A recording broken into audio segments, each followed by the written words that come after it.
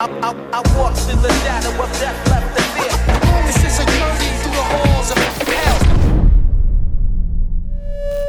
Yes people, what is good? I am BA and today's movie I want to talk about is Run. Now again, I was on a horror binge these last few weeks and I was searching by user rating. This one was highly rated, so I thought I'd check it out. I don't know this actress's name, but it stars the woman who plays the psychiatrist in Glass. I always forget this actress's name, but she's very good. And the movie starts with her in a hospital looking at a newborn baby who's clearly got a lot of health issues and looks quite premature and looks on the brink of death, and she's like, is she gonna be okay? And then it just cuts and we're like 18 years later and we see this girl now in a wheelchair with all sorts of health issues, and the Glass actress is her mother and looks after her daily, giving her her medicines, etc. This girl in the wheelchair lives a very sheltered life, unfortunately. She's not allowed a phone, there's no internet in the house, she barely does anything. But even within those constraints, she's really interested in having her own little personal science and robotic projects going on. So we see that she's quite promising in like scientific or mechanical fields just by the little things she's got going in her bedroom. And the first strange thing happens when she goes to sneak some chocolates out of the shopping bags her mother has just brought home, and she finds one of her medicine bottles. And she notices that for some reason it's labelled for her mother rather than herself. So this begins a strange sort of paranoia she's got that she doesn't believe the pills she's taken she maybe needs. And she's honest and has a decent relationship with her mum, so she brings this up and the mum explains that's the receipt, they print the receipt and wrap it around the bottle, etc.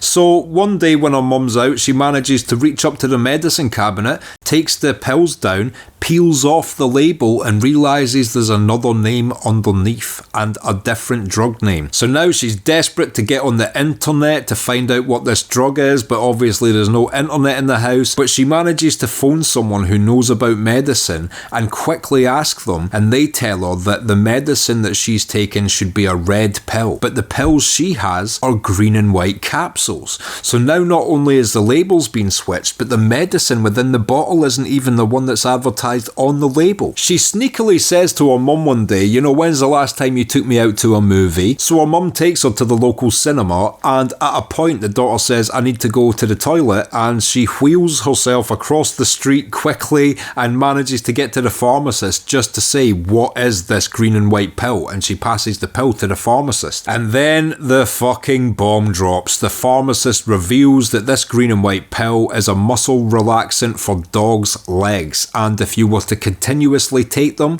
it would make your legs numb. So basically we find out that this girl has been being drugged her entire life to feel like she's in these weakened states when in fact she doesn't need these medicines that she's been given. So she's now terrified, but because the mother realises what's happened, she takes her home, she sedates her, she breaks the wheelchair access stair lift, she locks her in a room, she does everything to make sure that this girl can't escape and then leaves again. This girl is so resilient, she manages to smash the window, crawl out through it, crawl along the roof, smash another window, and then get into another room to unlock her bedroom door. She's an absolute genius. She's basically wheelchair Rambo, and a bit of scientific genius as well. So, you know, she's like a wheelchair just Stephen Hawking. And we're not done with the twists, because when the mum comes back, there's a whole confrontation. I don't want to get into it, but there's a giant scuffle. She manages to defeat the mother,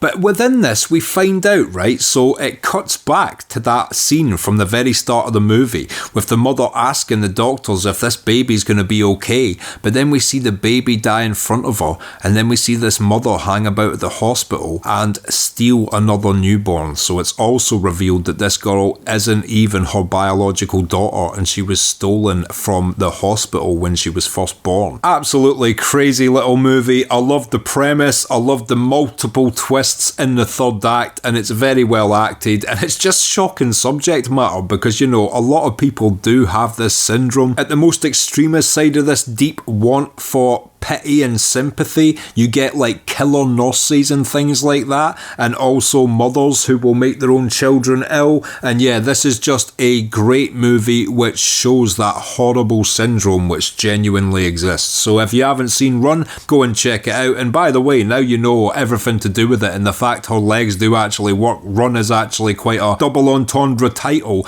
but it didn't give away the ending to me. I didn't even think about it. I was like, okay, it's called Run. But yeah, now you know the ending. It makes perfect sense because she could actually run if she'd just stopped taking the fucking leg muscle relaxant pill. And as always, if you've liked this video, click like, subscribe, comment down below, come over to the Patreon, sign up and help support me personally. I've been BA, peace.